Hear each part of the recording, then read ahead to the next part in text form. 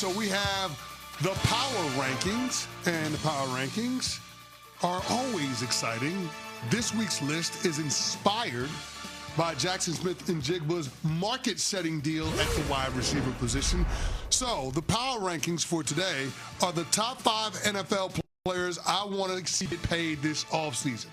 Now, these are guys that are locked in, what should be cornerstones for their respective teams, and I want to see them get the bag.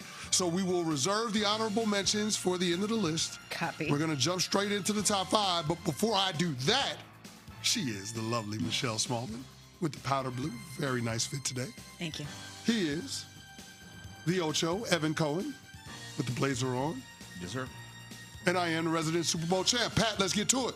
Number 5. Christian Gonzalez, cornerback, New England Patriots. According to our very own Mike Reese, Gonzalez is in a line to get a top of the food train contract for cornerbacks this offseason. Trent McDuffie just reset the market after getting dealt to the LA Rams to the tune of $31 million APY, $100 million guaranteed. Christian Gonzalez certainly has earned that type of pay raise, arguably the best defender on a conference championship winning team. His impact was felt in the biggest stage the game has to offer in Super Bowl 60. He forced Sam Darnold to go 3 of 8 for 36 yards into his coverage with 3 pass breakups. He allowed only 1 touchdown into his coverage all season long, and he anchored a top 5 scoring defense. Injuries played a role to him getting out to a slow start in 2025, but by November, he was back to his all-pro form. Christian Gonzalez, 5th in terms of players I want to see get paid this offseason. If you don't have A-plus pass rushers, the B-plus pass rushers have a chance to become an A when they have more time to rush the passer. Christian Gonzalez does not allow the quarterback to throw the ball to the guy that he is defending. So when you have Harold Landry and Draymond Jones as your outside backers, in essence, and your pass rushers, you need an elite lockdown corner. And if you're not going to pay him, then you got to pay a pass rusher. So I think that they are going to lean in the direction of paying Christian Gonzalez. I think it was Belichick's second to last or last first-round pick that he had there, and he's phenomenal as a cornerback. No doubt about it. Before we get to number 4, the Canty Power Rankings are brought to you by SoFi. Get your money right. Number 4. Number 4. George Pickens. Yesterday's price is not today's price. Period. With the new JSN extension, every receiver is adding tax to what teams thought they would have to pay for deals this offseason. Pickens is at the top of the list. He finished 3rd in receiving yards behind JSN and Puka, 4th in explosive receptions in 2025, which are catches of 20-plus yards or more. He's one of just 13 players to average more than 15 yards per catch, and he and JSN are the only 2 of those 13 to have more than 1,200 yards receiving this season. The trade with Pittsburgh couldn't have worked out any better for Dallas, but now the Cowboys must contend with what has the potential to be a contentious negotiation with super agent David Mulligala and a franchise tag that has yet to be signed. JSN, happiest person around yesterday. Second happiest might be George Pickens, among other wide receivers out there. But if only Dallas had, maybe some data points in the past to look towards to maybe indicate that they should get deals done earlier, that it might not work out for them to wait. I don't know.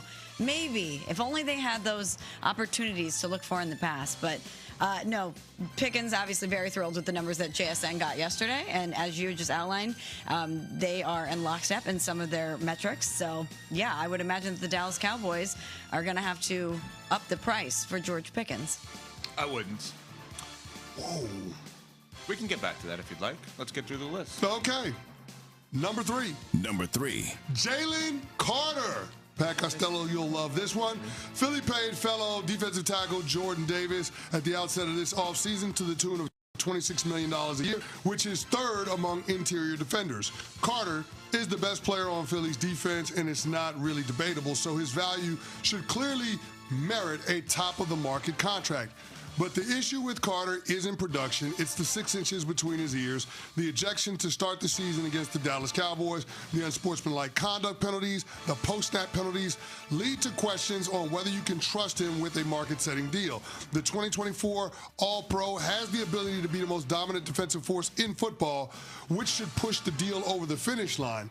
But there has to be a little bit of angst in Philadelphia with giving Jalen Carter a 9-figure deal. So I got to clue you into something. I have direct, everyday access to the best NFL analyst in the game.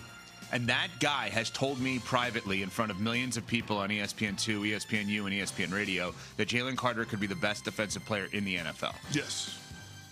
That's you. Oh. Okay. So why would I not pay him if you're telling me he can have a QB-level impact on defense? That's what you have said. A QB-level impact on defense. And for a team, there's 2 teams in the NFL that operate differently than the masses, Philadelphia and Seattle. What do I mean by that? They operate like we could churn quarterbacks and still win.